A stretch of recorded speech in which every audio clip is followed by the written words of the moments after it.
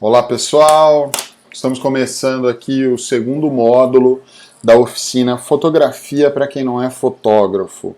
Meu nome é Gabi Teixeira, eu sou designer gráfico, sou ilustrador e trago essa oficina, né, que é uma adaptação de vários anos aí, de outras oficinas que eu ministrei na ETEC de Bitinga, pela Prefeitura de Bitinga e em empresas na forma de consultoria também, né, ao longo aí dos últimos 10 anos. Né?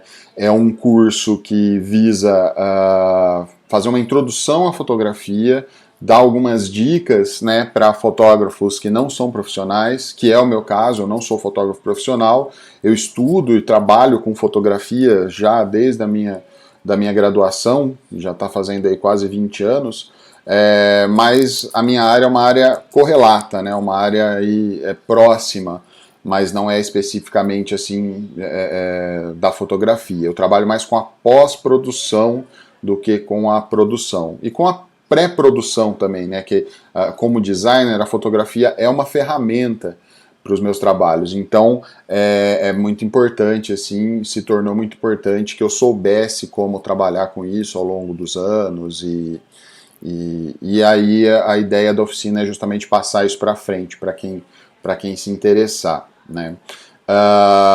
Esse módulo também vai ser teórico. O primeiro módulo foi teórico, esse segundo módulo é teórico, e os próximos módulos vão ser demonstrações, né, e aulas, né, uma espécie de aula com tutoriais e dicas assim, de pós-produção fotográfica, de tratamento, de como trazer uma foto digital para o computador, como tratar, fazer né, as correções básicas, até, enfim, manipulação e criação de layout, né, tudo envolvendo fotografia.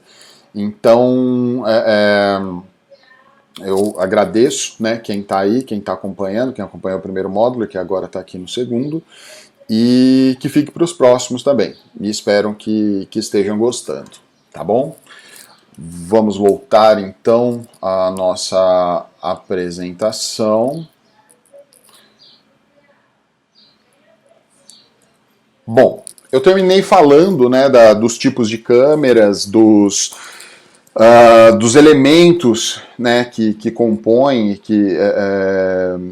enfim, que são utilizados ali para capturar a luz, mas eu não falei ainda do funcionamento interno, né, quais são os mecanismos de captura da luz.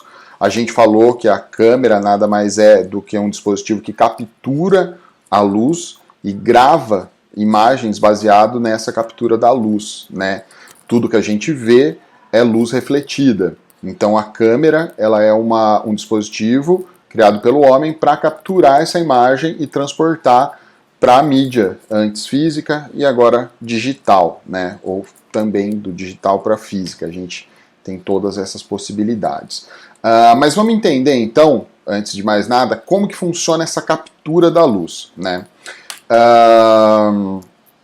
A gente tem dois dispositivos dentro da câmera que controlam essa entrada de luz. Tá? Esses dispositivos são chamados obturador e diafragma. Cada um deles tem um funcionamento diferente do outro. Um trabalha com a velocidade de exposição e o outro com a abertura de exposição. Tá? O que é a exposição da luz? É a quantidade de luz, ou melhor, a quantidade de luz capturada pelo fotossensor, ou pelo papel fotográfico, ou pelo filme de diodo, né, ou melhor, pelo filme fotográfico, ou pelo sensor de diodo. E todas essas formas, né, tanto do analógico como no digital, são maneiras de capturar a imagem e transportar ela para uma outra plataforma, né, seja ela física ou digital. Então o que acontece? Se a gente tem uma exposição muito grande, né, ou seja pelo tempo, ou seja pela abertura, a imagem vai ficar muito clara, né? Antes, na época do filme, a gente costumava dizer que isso queimava o filme, né? Queimava, ficava totalmente branca, ou então meio lavada, né? Que é essa imagem um pouco mais esbranquiçada, como a gente pode ver aí na imagem da esquerda, né? E quando a gente tem uma baixa exposição, seja por tempo ou por abertura, né, pelo tamanho da abertura ou pelo tempo de abertura, acontece o que está aí na nossa direita, a imagem fica muito escura, né? Por quê? Entrou menos luz do que era o ideal. Essa foto do meio dessa onça tem a quantidade ideal de luz, né, para capturar os detalhes, para capturar as cores e etc. No lado esquerdo a gente tem muita entrada de luz, o que deixou a foto lavada. Se ficasse mais um tempo ou com maior abertura, ela ia ficar totalmente branca. E do lado esquerdo é o contrário, ficou menos tempo do que deveria, ou com uma abertura muito pequena e entrou muito pouca luz. Então, se a gente tivesse deixado menos tempo ainda, provavelmente a foto sairia inteira preta, inteira escura, né? Então, a gente tem aí os dispositivos, que são o obturador e o diafragma, que a gente usa para controlar essa entrada, essa quantidade de luz que entra dentro da câmera e que vai gravar essa imagem para a gente, ok? Bom, o obturador. O obturador, ele funciona mais ou menos como a nossa pálpebra, tá? Ele determina a velocidade de abertura. Então aí a gente tem uma série de velocidades pré-definidas na configuração da câmera, que vão fazer com que essas... você pode ver que ali tem algumas faixas, ali um mecanismo que abre e fecha bem no centro desse dispositivo, que eles vão abrir ou mais rápido ou mais devagar, dependendo de como a gente configurá-los. Se ele abrir mais devagar, ele vai deixar mais luz entrar. E se ele abrir mais rápido, ele vai deixar menos luz entrar. Então, se a gente estiver num ambiente escuro, né, em linhas gerais, depois a gente vai falar mais sobre isso, porque a gente tem um outro dispositivo ainda que a gente precisa falar, que é o diafragma. Mas digamos que a gente está num ambiente muito escuro, então a gente precisa capturar aquela luz que é pouca que está ali. Então, teoricamente, a gente deixaria mais tempo o obturador aberto, tá? Porque o obturador aberto por mais tempo, ele vai ter mais tempo para capturar a pouca luz do ambiente. Se a gente está num ambiente tipo meio-dia, onde o sol está abundante, sol, né, alto e forte, etc., a velocidade tem que ser muito rápida, porque se a velocidade for média ou lenta, a imagem vai ficar totalmente branca, né? Porque vai entrar muito mais luz do que o necessário. Esse que é o funcionamento mecânico do obturador.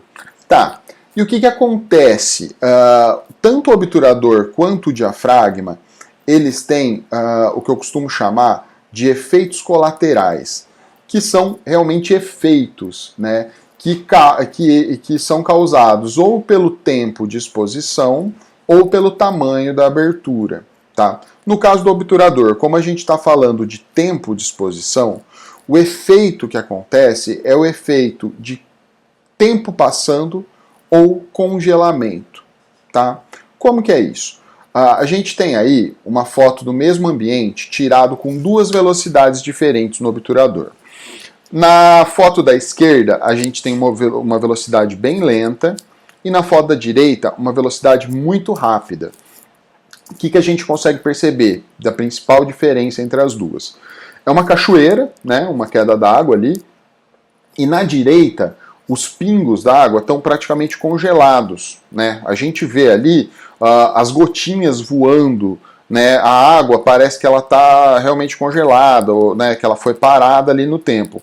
Como a velocidade estava muito rápida, ele abriu e fechou de uma forma tão instantânea que ele pegou a imagem exatamente no momento em que essa gotinha estava voando, em que a água estava descendo naquele formato e etc.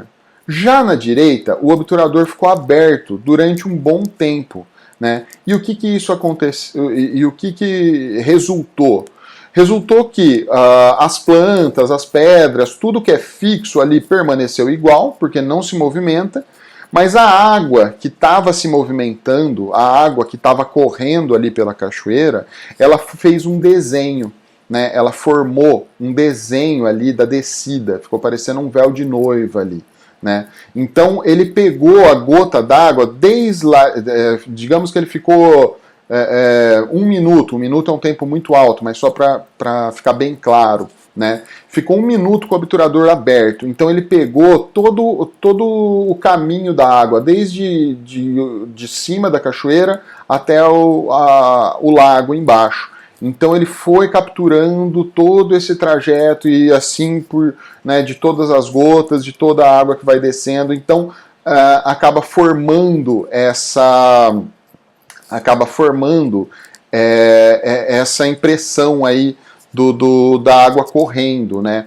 E dá essa sensação aí do tempo passando, né? Do véu de noiva aí no caso da água. Vamos dar uma olhada em mais alguns exemplos? Quem já viu alguma foto assim e se perguntou como que ela é feita, né? A gente pode ver ali uma localidade, né? Uma estrutura física parada, e esses feixes de luz aí, que nada mais são do que os faróis dos carros, dos veículos, das motos, etc. Os veículos que estão parados a gente vê, mas ali no centro a gente só vê essas luzes, né? E não vê nenhum carro. O que é isso? É Photoshop? Os caras foram lá e desenharam essas luzes? Não. Isso daí é uma foto tirada com uma velocidade do obturador muito baixa, provavelmente de alguns minutos, né? Ou às vezes até mais tempo, e colocado provavelmente num tripé, né? E deixado ali capturando a imagem. Então todos os carros que passaram nessa rotatória, né? Nessa localidade, durante o tempo em que o obturador ficou aberto, ele não foi capturado, porque ele estava num movimento, um movimento muito rápido. A única coisa que foi capturada foi a luz dele, que foi deixando ali a sua linha, né, o seu traço, o seu risco. Né? Então, durante todo o tempo onde a luz passou, ela foi capturada. E aí formam esses riscos, esse efeito muito legal aí, que muitas pessoas usam, né? O segredo disso não é manipulação, não é nada do tipo, é a velocidade do obturador muito baixa, né? Muito tempo ali de obturador aberto para capturar todo o trajeto. Isso a gente consegue fazer com lanternas também, tem umas experiências bem legais que dá para a gente fazer com lanterna, fotografando a lua. A gente vai pegar todo o período ali que a lua faz o seu caminho no céu e etc. Então é bem bacana isso, né?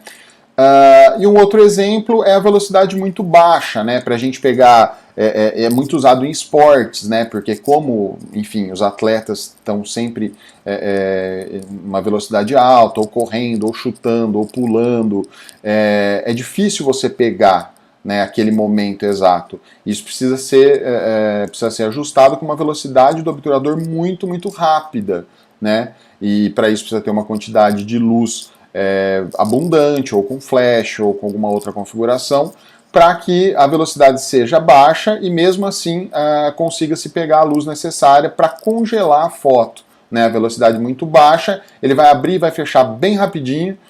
Lembrando que o obturador é como se fosse a pálpebra do nosso olho, né? Então é como se a gente piscasse muito rápido e pegasse a imagem, congelasse a imagem exatamente nesse momento que o cara está pulando aí no mar e etc. Então ele fica congelado ali. Tem umas fotos bem legais de cães, né? Se sacudindo assim. Então aí formam aquelas caretas, né? O cão, a hora que sai da água, ele chacoalha, né? Eu vi uma vez uma exposição de um fotógrafo muito legal disso. Ele molhava, né, dava banho nos cachorros, depois, na hora que eles estavam se sacudindo, ele tirava uma foto com a velocidade do obturador muito, muito rápida. E aí conseguia fotos muito engraçadas, né? Muito divertidas.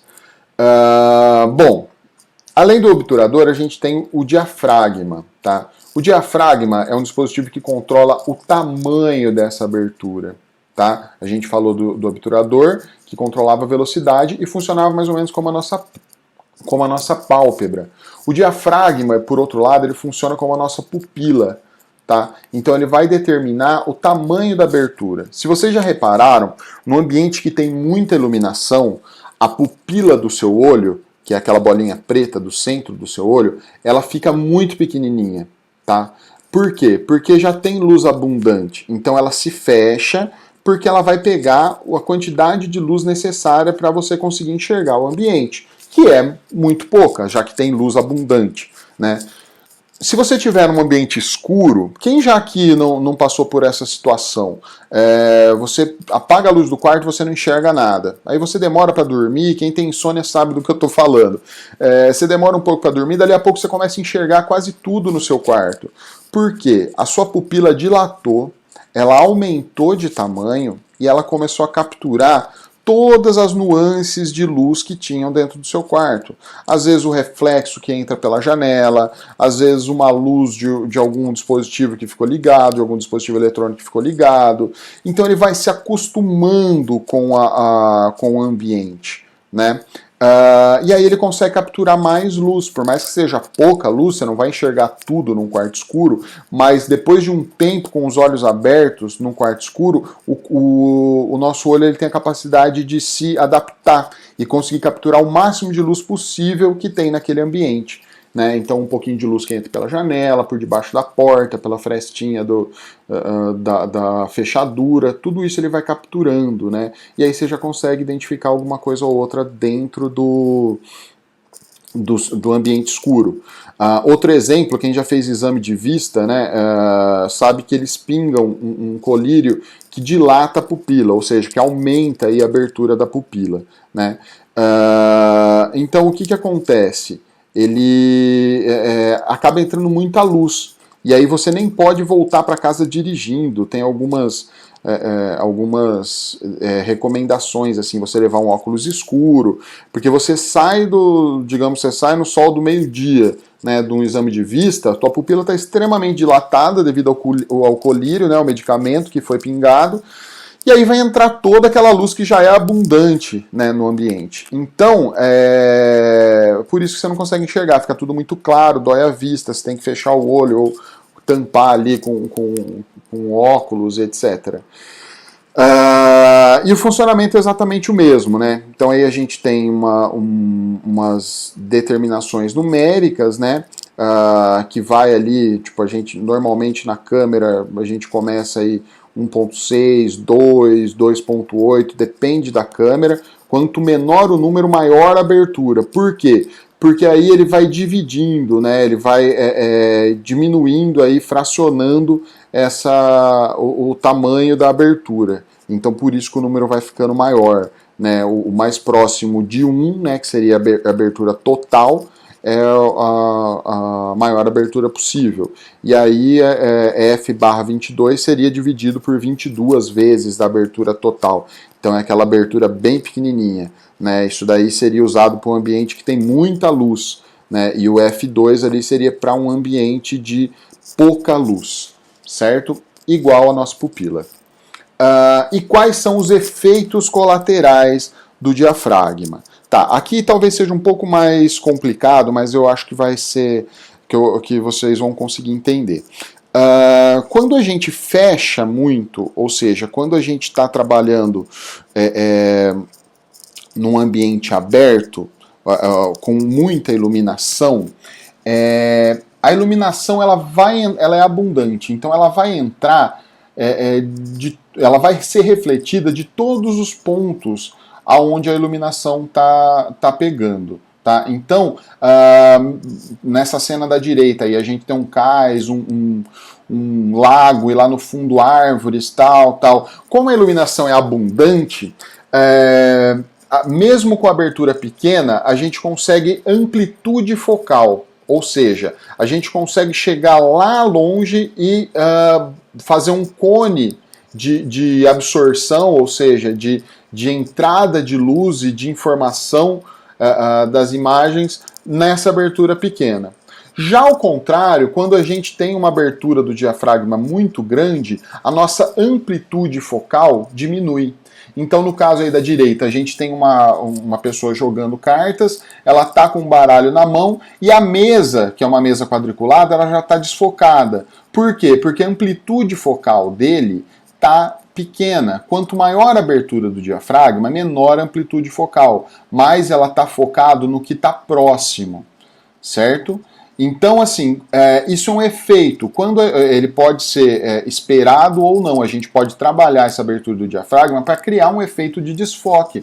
Por exemplo, nesse caso das cartas aí, foi um efeito criado propositalmente. Foi deixado uma abertura muito alta, né? Em compensação, a velocidade do diafragma teve que ficar muito pequena, porque a velocidade do obturador teve que ser muito rápida, né, porque a abertura já estava muito grande, então já estava entrando muita luz.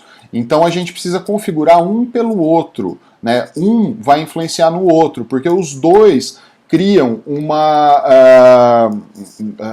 eles servem para a mesma coisa, mas com funcionamentos diferentes, certo? Então digamos que a gente quer fazer essa foto com amplitude focal muito determinada para um plano, né, tipo, desfocar o segundo plano. O que é o segundo plano? O que está atrás, o que está mais longe, né? Nessa foto da direita seria assim, se a gente tirasse foto dessa madeira e desfocasse as árvores lá do fundo. O que a gente precisaria? A gente precisaria de luz abundante para isso, né? Por quê? Porque a abertura já vai ser a maior possível, então ela vai estar pegando toda a luz possível, né? No caso, a velocidade do diafragma é que vai determinar isso para a gente conseguir fazer o efeito de desfoque ou foco no campo focal, certo? Continuando, então, foco e profundidade de campo. O ponto focal é o ponto de convergência das lentes, né? Então, assim, a gente tem o ponto onde essas lentes se convergem dentro da nossa câmera, dentro da nossa lente. A gente tem uma lente externa e uma lente interna. O ponto onde essas lentes vão se convergir é o ponto focal.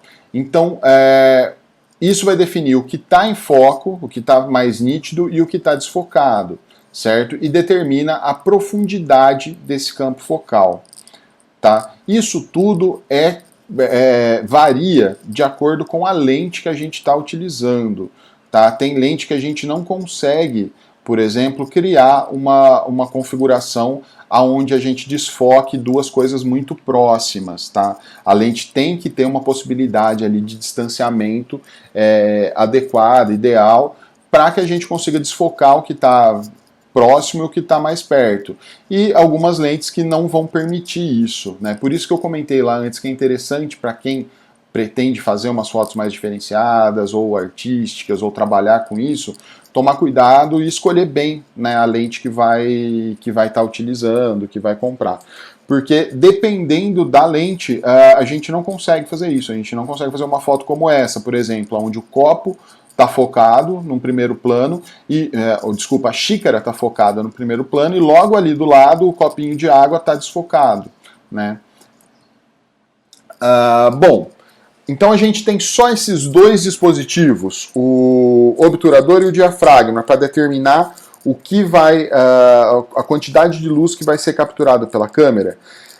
Sim e não. A gente tem esses dois dispositivos, que são os dispositivos principais que controlam a abertura e a quantidade de luz que entra.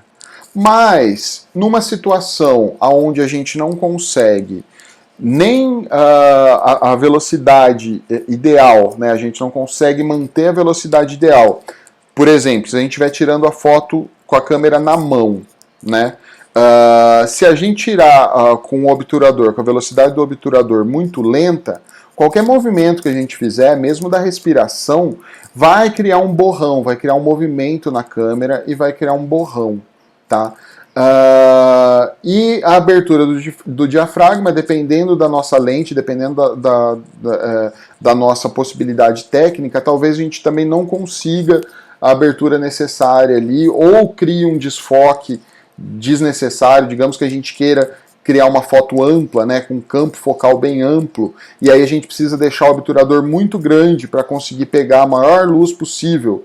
Só que aí vai desfocar, né? Às vezes a gente quer tirar foto de um grupo de pessoas, e aí você acaba focando uma pessoa e desfocando todo o resto, porque essa pessoa está um pouco mais à frente e tal. Então acaba gerando uma série de circunstâncias e problemáticas. Então a gente tem na fotografia digital um recurso chamado ISO, tá? E o que o ISO faz? Ele aumenta digitalmente essa sensibilidade, a sensibilidade à luz do sensor. Na época do filme analógico, né, da câmera analógica, a gente tinha alguns filmes mais sensíveis. Você tinha que comprar um filme mais sensível, que, se eu não me engano, era chamado de ASA 100, ASA 200, ASA 400, que eram filmes mais sensíveis. Então, se você soubesse que ia ter que tirar foto num ambiente de pouca luz, você já comprava um filme mais sensível, tá? Na fotografia digital, isso é mais fácil de se de se corrigir através do ISO. Então a gente costuma brincar, a gente rouba no ISO, né? Por quê? Porque o ISO ele não aumenta a quantidade de luz que você consegue absorver, mas ele aumenta a sensibilidade. Então o sensor ele acaba capturando mais luz. Pô, maravilha, né? Resolveu todos os problemas. Não é bem assim, porque é um processo eletrônico, um processo automático. Ele está cada vez mais inteligente, né? Essa inteligência aí mecânica do ISO. Então hoje em dia você pega aí câmeras que você nem percebe que foi usado o ISO. Mas nas câmeras mais antigas e em ISOs muito alto, usando ISOs muito altos, a gente percebe uma quantidade muito grande de ruído, que são aqueles pontinhos, sabe? Toda aquela... Parece que a foto está meio chuviscada, tal. Isso acontece quando o ISO usado é muito grande, né? O ideal para a foto ficar nítida, perfeita, é a gente usar sempre com ISO 100. Isso na Canon. Na Nikon eu acho que o menor ISO é ISO 200, se eu não me engano. Mas na Canon, assim, o padrão é o ISO 100, né? Quanto mais a gente aumentar a configuração do ISO, mais luz, mais sensível à luz o sensor vai ficar e mais, consequentemente, mais ruído ele vai gerar. Então, para uma foto digital isso faz muita diferença? Não, nem tanto. Né? Uma foto que a gente vai ver no monitor, ou uma foto que a gente vai ver no celular, tal, pelo tamanho reduzido, talvez a gente nem perceba, tá? Mas uma foto que vai ser impressa, sim. Então, uma regra geral para impressão é usar o mínimo de ISO possível. Uma foto que você vai revelar, ou uma foto de produto que você vai fazer um catálogo impresso, usar o ISO 100, tá? Pô, mas e aí, né? Aí eu preciso usar uma configuração do diafragma, do obturador, que me permita a quantidade de luz necessária, mas se eu não tiver a luz necessária e precisar dessa foto para imprimir, aí a gente vai precisar de iluminação externa, tá? Aí a gente vai precisar de uma configuração de flashes, a gente vai precisar de uma configuração de rebatedores, e enfim, eu já chego nisso. Antes, eu só quero falar da fotometria.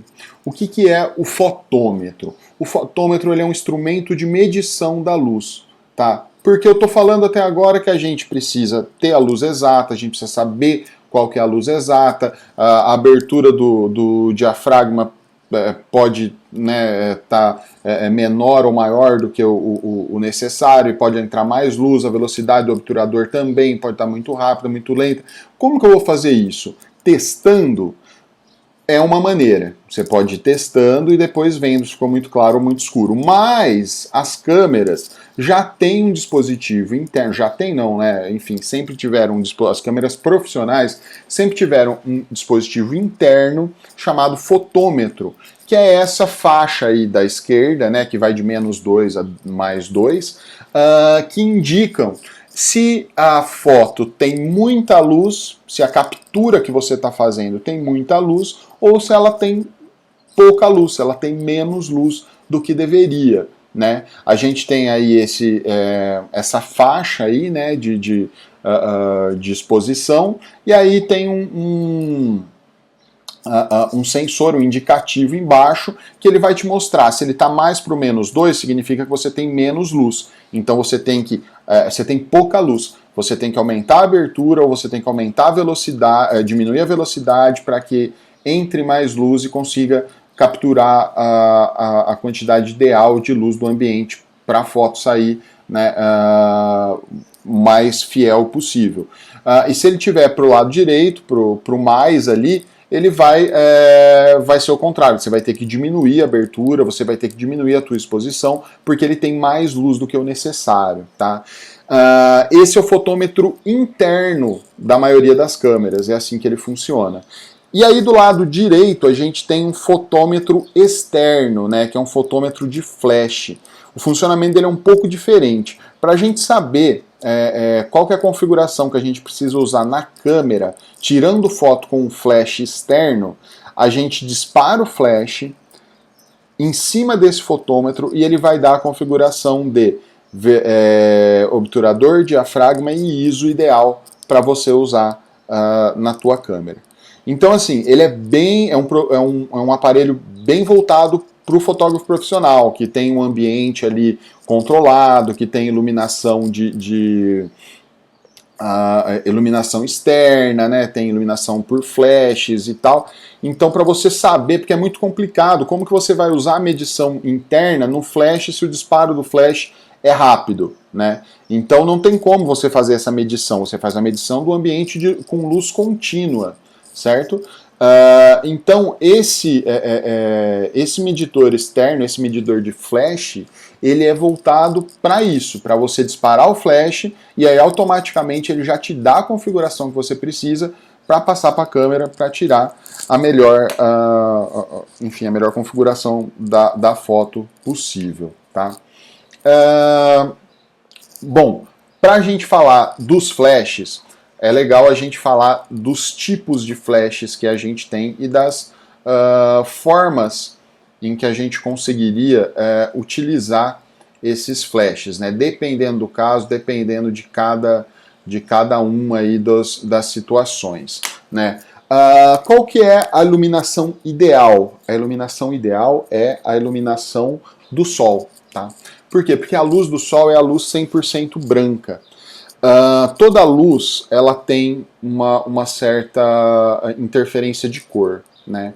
A gente ouve falar bastante da luz quente, da luz fria. Até dá pra gente fazer uma experiência aqui. Eu estou usando um O-ring, né? Um light ring, que é uma espécie de flash, mas de luz contínua para vídeo, né? Porque o vídeo não adianta a gente usar o flash, que é um disparo, né? Que vai durar ali milésimos de segundo ou centésimos de segundo. Precisa ser uma luz contínua para o vídeo continuar capturando nessa mesma situação de luz. Mas a gente tem, hoje em dia a gente tem luz incandescente, luz fluorescente, né? Que é luz branca, luz fria, etc. Então, o que acontece? No caso aqui, eu estava usando uma luz branca. Aqui no caso, eu estou usando uma luz incandescente. Percebe como a minha imagem ficou mais alaranjada, mais avermelhada? Aqui no caso é uma luz fria. A imagem ficou mais azulada. E aqui a luz branca. A imagem ficou mais próxima do real, próxima do ideal, né? A luz do sol é branca, né? A luz do sol é uma das únicas luzes que são 100% brancas. Então elas não influenciam. Aquelas cores que a gente vê, seja de uma roupa, seja de uma planta, seja de um animal, seja do mar, que a gente vê sob a luz do sol, né, no meio-dia, no sol do meio-dia, né, sem nuvem, nada, é a cor exata, é a cor mais próxima do real, né? Não, mas aí o dia já fica nublado, a luz já fica mais azulada, o dia já tá meio, sei lá, aqui a gente vê muito isso, né, aqui no interior de São Paulo, queimadas e etc. No final do dia tá aquela luz meio amarelado, ou mesmo no pôr do sol, de uma maneira geral, o pôr do sol já é um pouco mais amarelado, tal, avermelhado, dependendo do lugar. o nascer do sol também é um pouco avermelhado, então isso influencia. As cores, elas refletem essa luz com uma temperatura de luz diferente, a gente vai falar sobre isso já já também. E aí fica mais difícil, fica mais complicado, né, você chegar no ideal. Então a iluminação natural, a luz do sol do meio-dia, é a iluminação ideal em quantidade, né, de luz ideal, porque a luz do sol é abundante, é muito maior do que, né, do que qualquer luz artificial. E a temperatura também é o ideal, né? A temperatura do sentido da tonalidade da luz, né? Então muito assim, é o exemplo perfeito da iluminação natural, né? Aí no caso a gente tem o flash externo, um flash acoplado e o flash interno, tá? O flash externo seria uma configuração como essa que vocês estão vendo aí, uma configuração de estúdio, né? A gente tem, ó, diversos tipos de flashes aí, a gente tem iluminação direta, a gente tem iluminação de topo, a gente tem uma luz de recorte, que é essa pequenininha lá embaixo, cada uma tem uma função, tá? Esses flashes diretos e indiretos, que tem essas sombrinhas aí, para que servem essas sombrinhas, né? Quem nunca teve contato, nunca viu de perto, eles servem para dar uma amenizada, né? Então a luz do flash, uma amenizada e distribuir de forma uniforme, tá? Então a luz do flash ali, ela está voltada para a sombrinha. E essa sombrinha, ela funciona como um rebatedor de luz, né? Então ela tem uma superfície ali branca ou às vezes metálica, que reflete essa luz e traz de volta para o modelo, para o produto, para o ambiente que está sendo fotografado. E essa luz ela fica mais difusa, né? Ela fica mais espalhada pelo ambiente, né? Diferente de você virar o flash direto e o flash estourar no rosto do modelo ou estourar no produto, tal. Isso vai influenciar a luz. Isso vai influenciar a cor e, enfim, além de ser desagradável, né? Então essas luzes aí indiretas, elas servem para isso. Aquela luz de topo ela também é uma luz mais difusa, mas ela serve para iluminar de cima para baixo. É muito usada para modelo, assim, para iluminar o cabelo, né? Para dar um brilho no cabelo, ou mesmo em produto, assim, uma parte mais enfim, uma parte superior, assim, que precisa de um pouco de detalhe e tal. E essa luz de baixo é uma luz de recorte. O que é a luz de recorte? Ela é voltada normalmente para o fundo, né? Para o fundo de onde está sendo fotografado. Para ela deixar esse fundo o mais claro possível e criar um recorte ali, criar um contraste entre o que está sendo fotografado e o fundo que está sendo usado ali como parte do que está sendo sendo fotografado, né?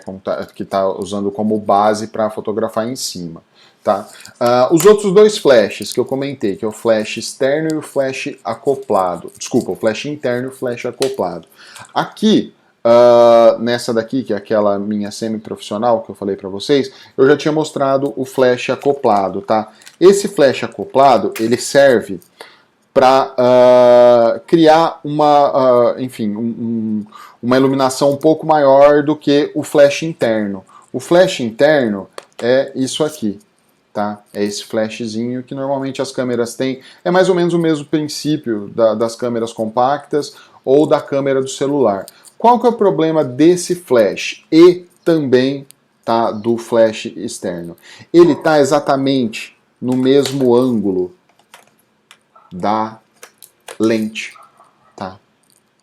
Então o que acontece? Vou trazer um pouco mais para cá. O que acontece? Ele bate e volta diretamente na lente, tá? Ele estoura e volta. E isso às vezes deixa a foto muito clara, muita pessoa fica com aquela cara branca, assustada, assim. O que é o ideal naquela configuração de flash externo? A gente colocar eles em ângulos de 45 graus, né? Porque aí a luz ela vai bater e vai refletir para 90 graus aí no caso, né? Então, não estoura, não volta para a lente, não estoura. Esse flash logo acima, ele é problemático por isso, porque ele bate e volta diretamente para a lente, ele está no mesmo ângulo da lente, né? O que muita gente faz, né, que tem esses flashes externos ou um pouco maiores que esse, é colocar um fio ou às vezes até por Bluetooth, tem umas formas mais modernas aí de se usar isso, e colocar ele, né, usar ele, não sei se vocês já viram em casamento, normalmente, né, os fotógrafos, ele vem com a câmera aqui e faz assim com o flash, opa, saiu da câmera, faz assim com o flash, tá? Para não vir aqui em cima, entendeu? É uma alternativa aí, né, para quando não se tem um ambiente controlado de estúdio, né? Normalmente fotógrafos de eventos assim usam muito isso. E às vezes tem até o profissional que é o iluminador, que é o cara que acompanha o fotógrafo com uma torre de flash e ele fica procurando o ângulo tal para não estourar na cara. Esse flash acoplado ou flash interno, eles têm esse problema, né, de refletir e bater de novo no rosto aí e tal. Isso é um pouco complicado, tá?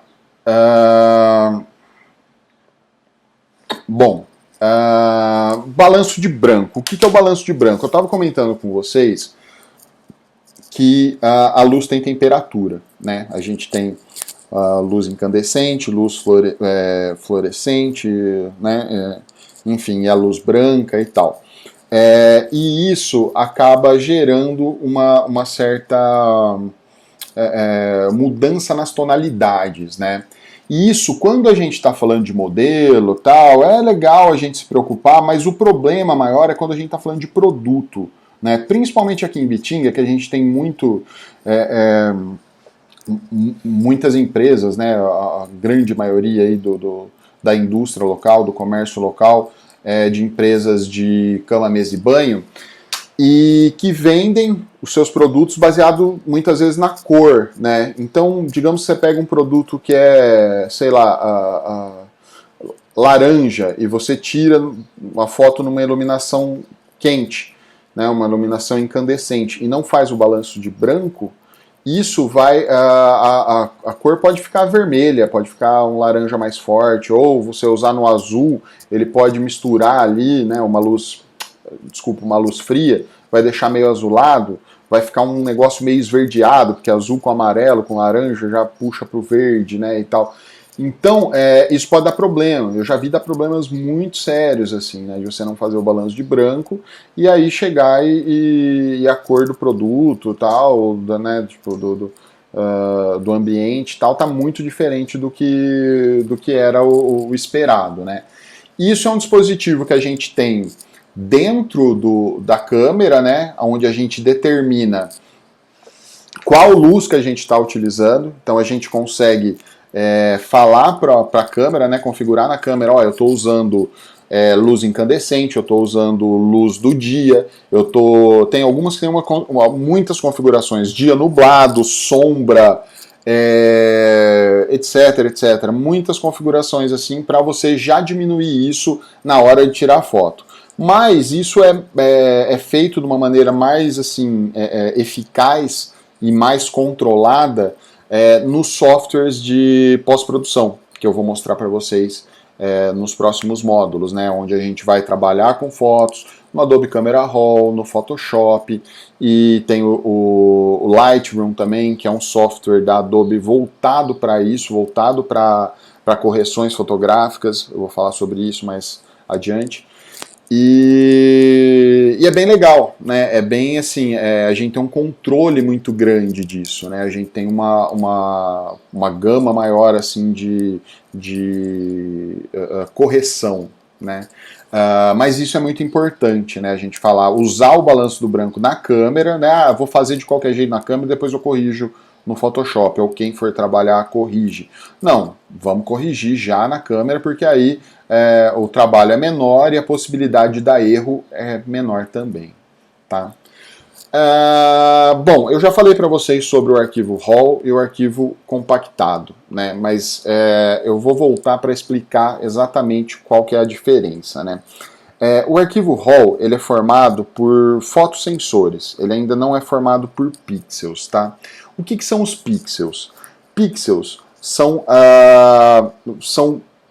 pequenos quadradinhos com informação de luz, informação de cor.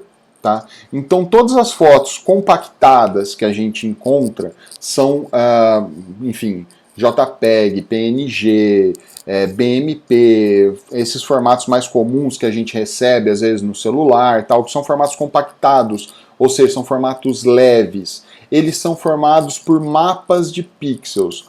Vocês estão vendo aí que a gente tem uma foto da modelo embaixo e em cima a gente tem um recorte dos olhos dela num mapa de pixels, né? Então, isso é como se a gente tivesse aproximado muito. Então, se a gente olha uma foto com um zoom muito alto no nosso celular, a gente vai ver os pixels das fotos. Todas as fotos digitais que a gente já viu ou vai ver na vida, elas são formadas por pixels, são formadas por uma quantidade enorme desses pontinhos, cada um com uma única configuração de cor. É um mosaico muito grande, né, de pixels, de quadradinhos de cada um com uma cor, como se fossem pastilhinhas ali que formam a imagem. O que é a resolução de uma foto? O que são os megapixels que se vende muito aí, né, na câmera digital, no celular e tal? É a quantidade de megapixels, são 1000 pixels, né? Então 7 megapixels são 7.000 pixels de configuração, né?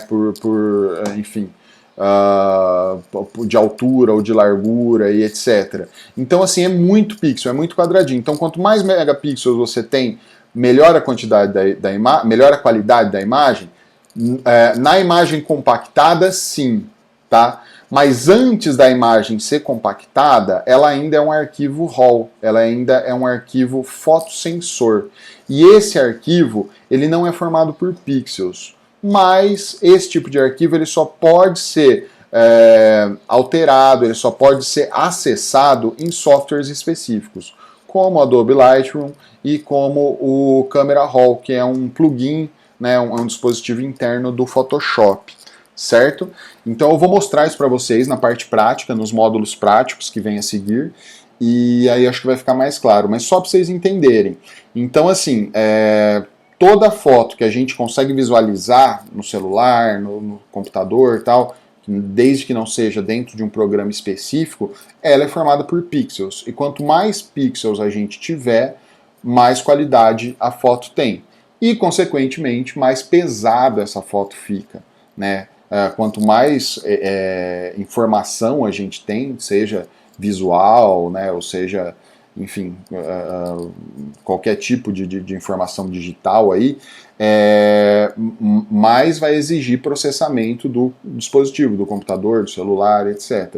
Então aí a gente tem vários formatos, né? Alguns formatos são de edição, como o PSD, ou o TIFF. O TIFF é um formato mais para fechamento, para impressão. PNG é um formato digital, também é compacto. JPG é um formato digital também compacto. Então esses são os principais formatos aí, tá bom? Bom, agora eu vou falar algumas questões mais relacionadas a dicas, né? A dicas técnicas, assim, de como a gente lidar com situações de fotografia no nosso dia a dia. Bom, essas foram mais algumas definições teóricas, algumas explicações mais práticas do que diz respeito à fotografia digital, a tratamento de imagem, a dispositivos, funcionamento de câmera, etc, etc. Essa parte, como eu disse no começo, é uma parte mais de embasamento mesmo, né? Um embasamento mais teórico, mais conceitual da coisa. E nesse próximo módulo eu vou entrar na parte mais prática, tá? Eu vou falar sobre situações de dicas ou configurações ou cuidados que a gente tem que tomar na hora de fazer as nossas fotos.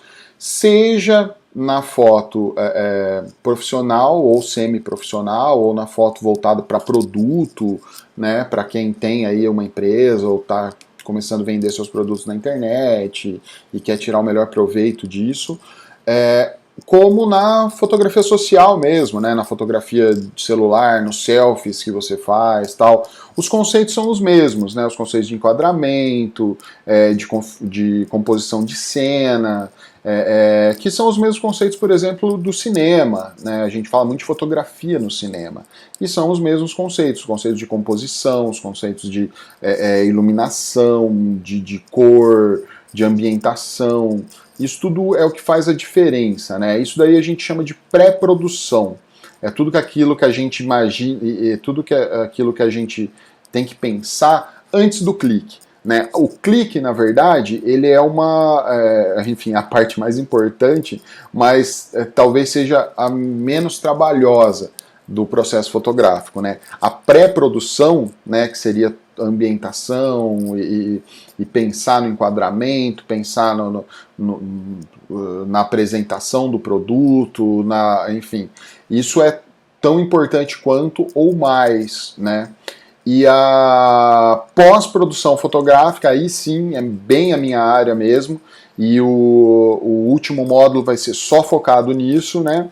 É uma das partes, assim, que também é tão importante ou até mais importante, que são as correções, né? São as melhorias, são as mudanças, até montagem, etc. Coisas que a gente precisa fazer para tirar melhor proveito da fotografia, né? Essa é a parte onde eu vou pôr a mão na massa mesmo, mostrar para vocês o